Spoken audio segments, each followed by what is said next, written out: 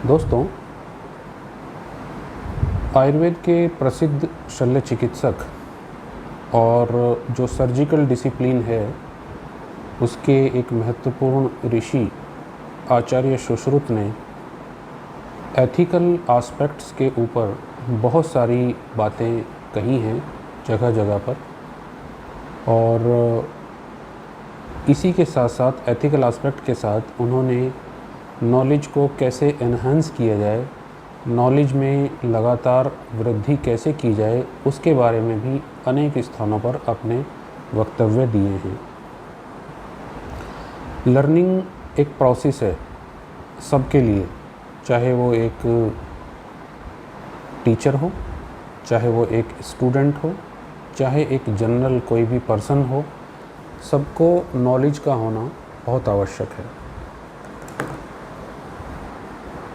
यदि हमको किसी विषय की बेसिक या आधारभूत नॉलेज होती है तो हमें अनेक प्रकार की समस्याओं से छुटकारा मिल जाता है। विषय को ध्यान में रखते हुए अब हम सीधे नॉलेज को इन्हेंस करने की कुछ बेसिक चीज़ों के ऊपर चर्चा करते हैं।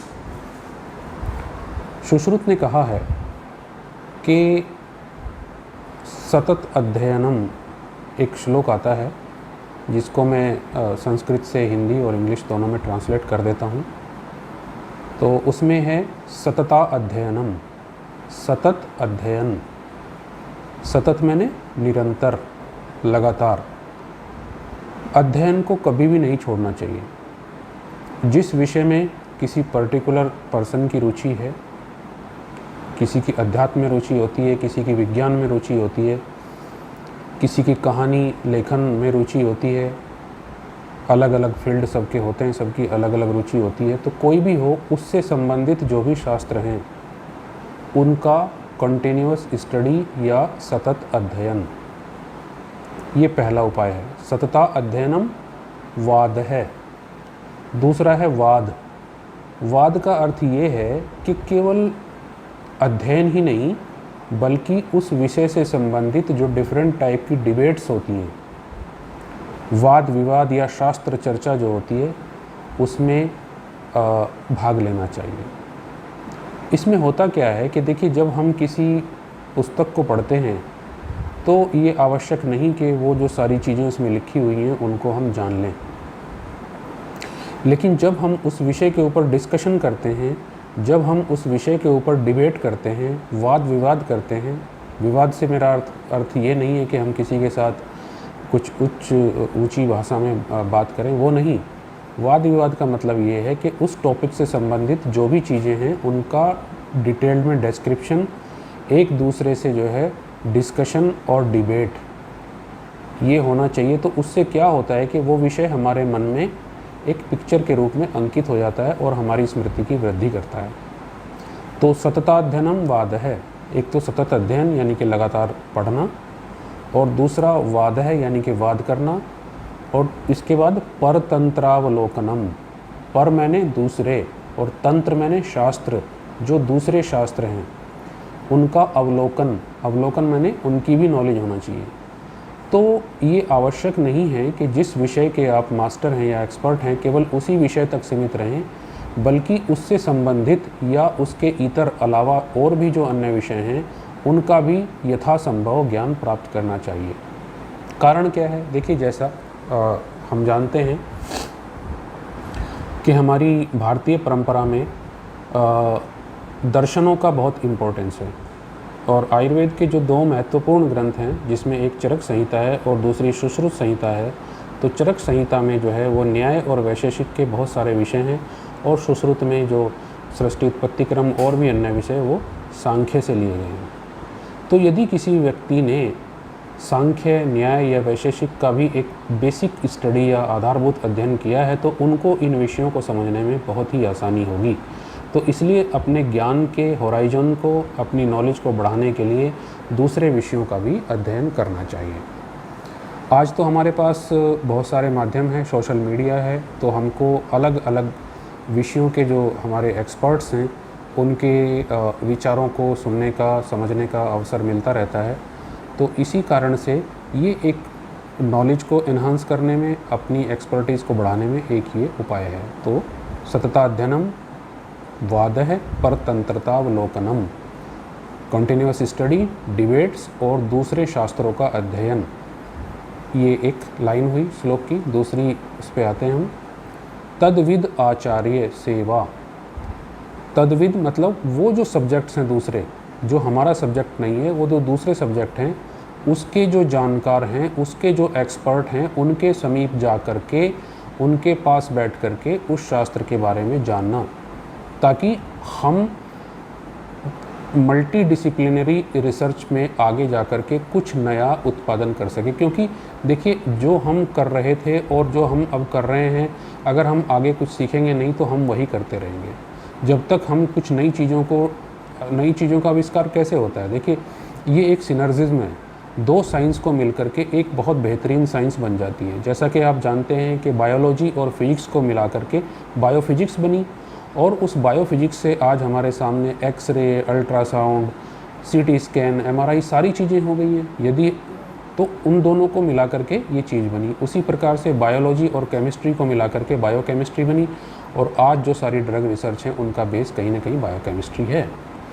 तो इसलिए वो जो दूसरे शास्त्र हैं, उनके जो आचार्य, उनके जो एक्सपर्ट हैं, उनके समीप जा कर के उनसे विषयों को ग्रहण करना, तद्विद आचार्य सेवा, यानी कि उनके विद्वान आचार्यों की सेवा। सेवा का मतलब ये होता है समीप जा कर के उनकी सेवा करना, या उनके समीप बैठ कर के उनसे ज्ञान प्राप्ति करना विनम्र भाव से। बुद्धि मेधा करो गण है। ये जो चीज़ें हैं, ये बुद्धि यानी कि हमारी जो विजडम है, और मेधा यानी कि इंटेलेक्ट, और हमारी रिटेंशन मेमोरी जो है, उसको बढ़ाने के लिए बहुत महत्वपूर्ण तथ्य हैं।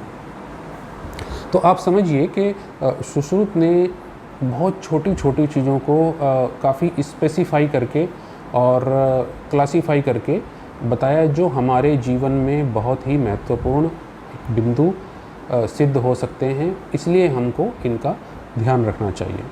दूसरा एक और चीज़ आती है, जैसे कि हम जानते हैं कि जब भी हम कोई एक नॉलेज किसी फील्ड से गेन करके बाहर निकलते हैं, तो उसके बाद मुख्यतया जो मेजॉरिटी ऑफ पर्सन्स हैं वो लिटरेरी एस्पेक्ट को भूल जाते हैं, और जो उनका रूटीन का वर्क है उसी में वो एब्जॉर्ब हो जाते हैं। जैसे कि एडमिनिस्ट्रेशन के लोग होते हैं, उनको उसके अलावा और कुछ चीज़ सीखने का लॉजिक नहीं रहता, और वो उसी में उलझे रहते हैं। सुश्रुत ने स्पेसिफिकली ये बात कही है कि अध्ययन की समाप्ति के उपरांत, जब आपको डिग्री मिल जाए या आप सारी चीज़ों का ज्ञान कर लें, उसके बाद भी आपको कुछ चीज़ें अवश्य करनी चाहिए। तो वो क्या है, वो भी मैं इसी के साथ आपको बता देता हूँ। तो यहाँ पे सुश्रुत कहते हैं वाक सौष्ठवे। वाक सौष्ठव, वाक कहते हैं वाणी को, और सौष्ठव का मतलब होता है, सौष्ठव सुष्ठु से बनता है, शोभन, अच्छा, बहुत बढ़िया, जो देखने में बहुत अच्छा लगे। तो हमारी जो वाणी होनी चाहिए वो उसमें सुष्ठु यानी कि अच्छी वाणी, रिफाइंड लैंग्वेज होनी चाहिए। जो हमारी लैंग्वेज है वो बहुत रिफाइंड होनी चाहिए, उसमें हमें शुद्धि का प्रयास करना चाहिए। जिस भाषा में भी हम बात करते हैं या जिस भाषा में भी हम कम्युनिकेशन करते हैं, लिखते हैं, उसमें शुद्धता का ध्यान रखा जाना चाहिए। चाहे वो हिंदी हो, संस्कृत हो, चाहे वो रोमन हो या फिर वो पर्शियन हो। तो सब में जो वर्ड बोलने का और वर्ड लिखने का जो तरीका होना चाहिए वो उन्नत होना चाहिए, और भाषा ऐसी होनी चाहिए जो सबकी समझ में आए, आसान हो और अच्छी तरीके से कम्युनिकेट हो सके। तो इसे कहते हैं वाक सौष्ठव, यानी कि वाणी की सुष्ठुता या सुष्ठु होना, शोभना होना, अच्छा होना, सुंदर होना। पहली बात ये हमें प्रयास करना चाहिए अलग अलग माध्यमों से कि कैसे हम अपनी वाणी को उत्तम बना सकें। ये सबके लिए होता है, पर्टिकुलरली वो लोग जो पब्लिक डीलिंग में ज़्यादा रहते हैं, या टीचर्स हैं, या जिनको शास्त्रों का दूसरी जगह अपना ज्ञान को प्रसार करना होता है। तो वाक सौष्ठवे अर्थ विज्ञाने। अर्थ कहते हैं किसी भी शब्द का एक डेफिनिट मीनिंग, क्योंकि हम लोग शब्द को याद तो कर लेते हैं, लेकिन वो शब्द क्या कम्युनिकेट कर रहा है, उसका ज्ञान क्या है, उसका विज्ञान क्या है, उसका निर्माण क्या है, उसके बारे में हमको पता होना चाहिए।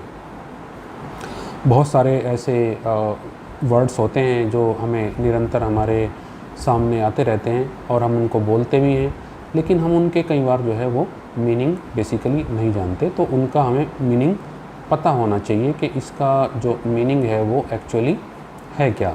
तो वो शब्द कोई भी होता है, देखिए यदि मैं इसकी शुरू से जो व्याख्या करता हूँ, तो शब्द वैसे तो सामान्यतया किसी भी साउंड को शब्द बोल दिया जाता है, लेकिन जिसका कोई एक अर्थ होता है, जैसे बोला जाता है, जैसे नाम होता है, स्थान होता है या कोई क्रिया होती है, वो सारे जो शब्द होते हैं वो उनका एक मीनिंग होता है और उसको बेसिकली संस्कृत की दृष्टि से पद कहा जाता है, क्योंकि शब्द जो है वो ध्वनि भी होती है। मान लिया हम किसी चीज़ पे आघात कर रहे हैं, कोई घंटा बजा रहे हैं, तो वो भी एक शब्द है, लेकिन उसका कोई मीनिंग नहीं है।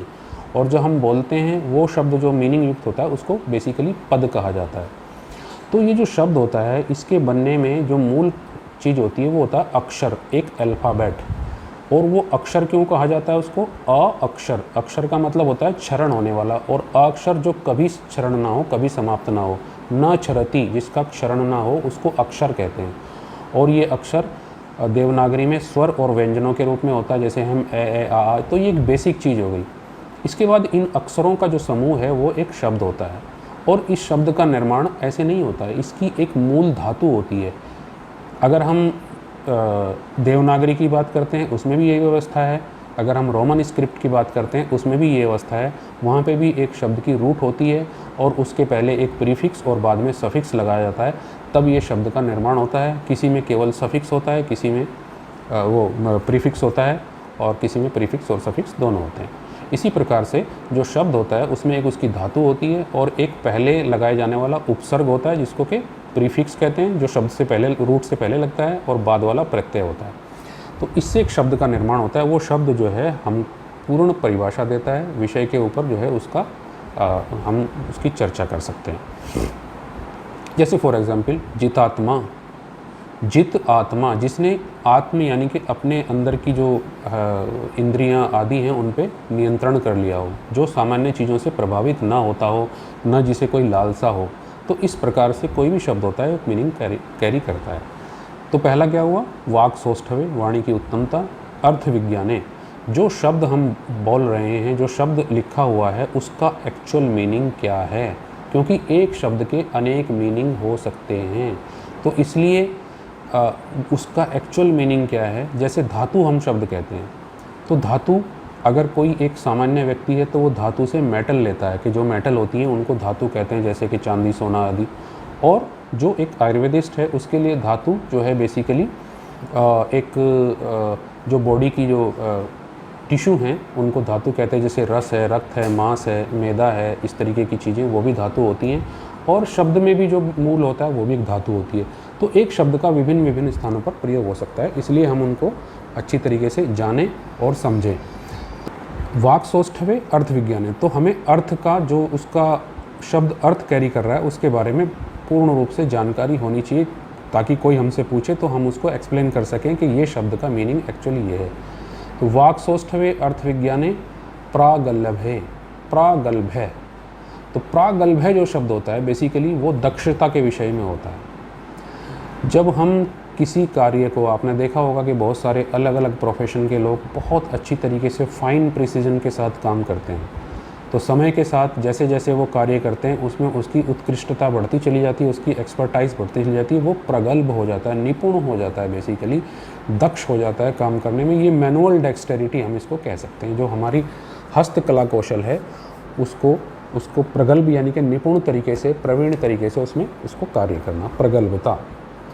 कर्म नैपुण्य, जो हम प्रैक्टिस करते हैं, हम इंसिजन लगाते हैं, सूचरिंग करते हैं, डिफरेंट टाइप के जो कर्म करते हैं उसमें निपुणता होनी चाहिए, यानी कि आपको कोई संदेह नहीं होना चाहिए, जिस तरीके से करना है बहुत ही प्रोफेशनल वे में उसको किया जाना चाहिए। तो अपने अपने क्षेत्र की जो विशेषज्ञ हैं उनको कर्म में निपुणता प्राप्त करनी चाहिए।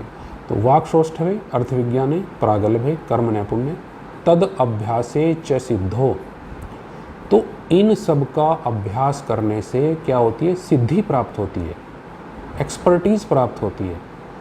यद एतत् अध्ययन अंतगय, तो अध्ययन समाप्ति के अंत यानी कि अंत में इन सब चीज़ों को निरंतर रूप से प्रयास किया जाना चाहिए।